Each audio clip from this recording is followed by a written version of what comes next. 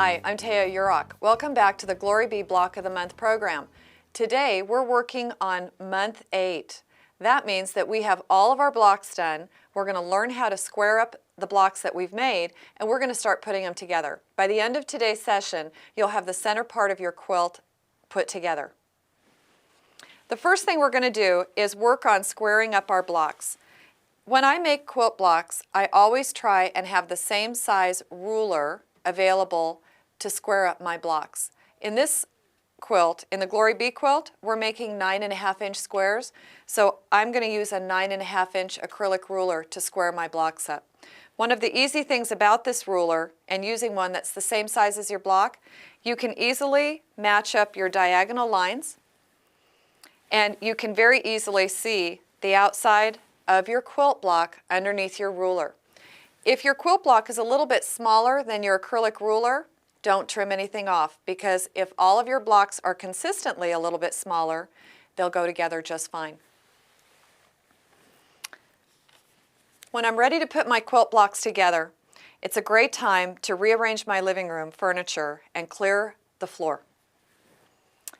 I make enough room on the floor to lay all of my blocks out in the order that I'm going to sew them together. I take pieces of paper and I put the number of the row on.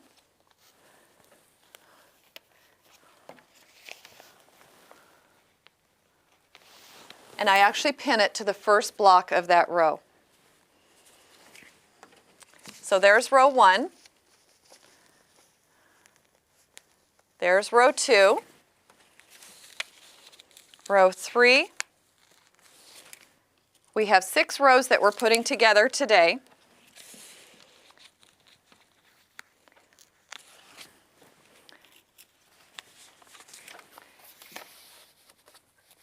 You'll notice they get pinned to the first block. When I put my rows together, every number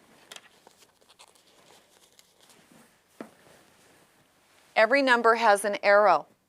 And you'll notice that the odd numbered rows have an arrow going to the right. The even numbered rows have an arrow going to the left. That tells you which way to press your blocks in your row. So when you put your blocks together, you're going to press the seam between the blocks in row 1 to the right.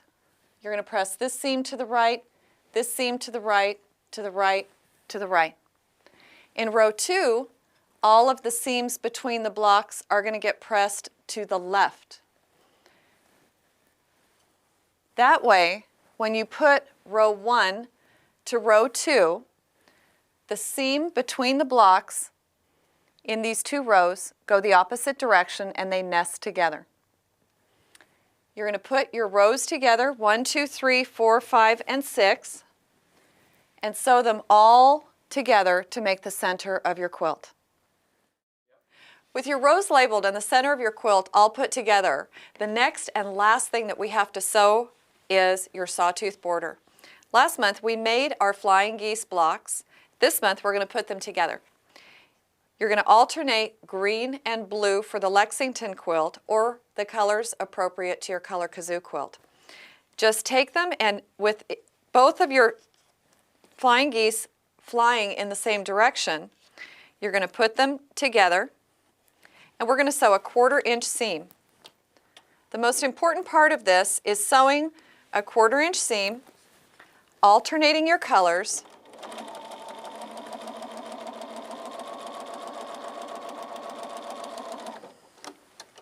and when you have your flying geese together, you're going to press your seams open. It's one of the few places in quilting that you actually press the seams open. And when you do that, what you'll notice and what you want to look for is that you have a 1/4-inch of fabric here that is not your background fabric, and a really nice straight sawtooth border. With our sawtooth border done and the center of our quilt put together, we're almost there. Happy quilting, and we'll see you next month.